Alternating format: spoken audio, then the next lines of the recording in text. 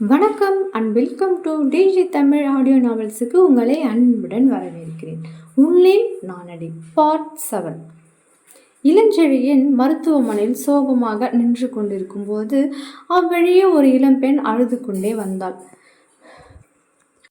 அவன் அருகில் வந்தவுடன், என் வீட்டுக்காரு எங்கே, என்ன ஆச்சு அவருக்கு, இப்போ அவர் எப்படி இருக்காரு, நான் உடனே அவரை பார்க்கணும், சொல்ல முடியுமா ப்ளீஸ் என்று அழுது கொண்டே அவனிடம் கேட்டாள்.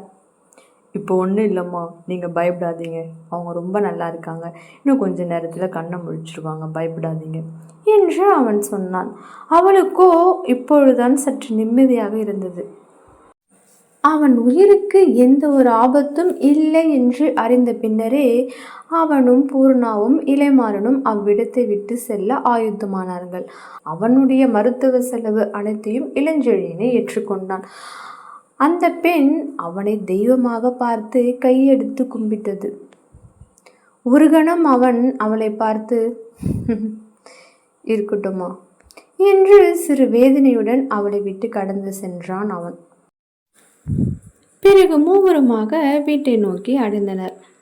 வீட்டில் நுழைந்தவுடன், ராமசாமி ராமசாமி, மாறனுக்கு நீயே நேற்றுக்கு சாப்பாடு கொடுத்து தூங்க வச்சிரு, எனக்கு சாப்பாடு வேண்டாம். பூர்ணா, நீயும் சாப்பிட்டு தூங்கிடு, குட் நைட் என்று சொல்லிவிட்டு அவன் அறைக்குள் அவன் நுழைந்து கொண்டான். ராமசாமியை இளமாறனுக்கு உணவு கொண்டு ஊட்டிவிட தயாரானான். பூர்ணாவும் சிறிது ஏதோ ஒன்று கடமைக்கு சாப்பிட்டு விட்டு அவளுடைய அறைக்கு சென்று விட்டாள். இரவு இப்படியே கழிக்க மறுநாள் காலையில் விடிந்தது. எந்திரித்தவில் காலையில் குளித்துவிட்டு காலை கடனை முடித்துவிட்டு கீழே வந்தாள். கீழே வந்தவள் கண்ணில் ஒரு மருத்துவர் உள்ளே நுழைவதை கண்டாள்.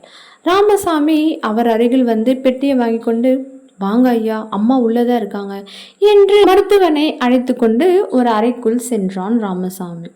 பூர்ணா புரியாமல் பார்த்து கொண்டிருந்தாள். யார் அந்த அறைக்குள் இருக்கிறார்கள், என்ன ஆனது, மருத்துவர் வேற வருகிறாரே, யாருக்கும் எதுவும் பெரிய ஆபத்தோ என்று சிந்தித்து கொண்டே அவர்களை நோக்கி அவளும் சென்றாள்.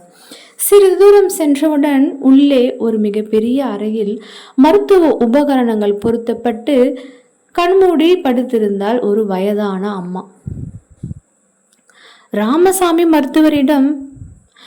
மருத்துவர் கேட்டதெல்லாம் எடுத்து கொடுத்தார். அவரும் பரிசோதித்து விட்டு, கொஞ்சம் கவனமாக பார்த்துக்கோ ராமசாமி, எதுவாக இருந்தாலும் எனக்கு உடனடியாக தகவல் சொல்லு, இப்போதைக்கு பயப்படுற மாதிரி எதுவும் இல்லை, கொடுக்குற மருந்து மாத்திரையெல்லாம் கரெக்டாக கொடுங்க, சரியாக போயிடும், மீதியெல்லாம் நான் இளஞ்செழியன்கிட்ட பேசிக்கிறேன், பார்த்துக்கோ ராமசாமி, நான் கிளம்புறேன் என்று மருத்துவன் சொல்லிவிட்டு வெளியேறிவிட்டார்.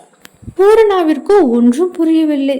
யார் இந்த வயதான அம்மா, இவங்களுக்கு என்ன ஆச்சு, ஏன் இப்படி இருக்காங்க, இளஞ்செழியன் ஒரு வார்த்தை கூட நம்மிடம் எதுவும் சொல்லவில்லையே, நம்மிடம் எதை சொல்லியிருக்கிறார் இதை சொல்வதற்கு என்று மனதுக்குள்ளே சிறு அழுத்து கொண்டு வயதான அம்மா இருக்கும் அறைக்குள் அவளும் நுழைந்தாள்.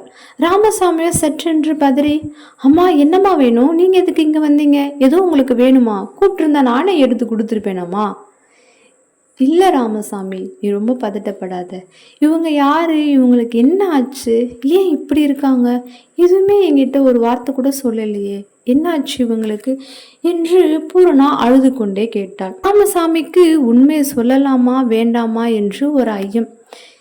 இல்லைம்மா, அது அம்மாதாம்மா, ஐயாவோட அம்மா, நடந்த விபத்தில் அம்மாவோட முதுகெலும்பு உடைஞ்சு அவங்களால நடக்க முடியாமல் படுக்கை ஆயிட்டாங்கம்மா, கிட்டத்தட்ட 4 வருஷமா அம்மா இப்படி தான் இருக்காங்க, ட்ரீட்மெண்ட்டும் போயிட்டே இருக்கு, பிசியோதெரபி கொடுத்துட்ருக்காங்க, கொஞ்சம் கொஞ்சமாக மாற்றம் வரும்னு ஐயாவும் காத்துக்கிட்டு இருக்காங்க, நாங்களும் காத்துட்ருக்கோம், ஆனால் எந்த முன்னேற்றமும் அம்மா கிட்ட இல்லைம்மா என்றான் ராமசாமி.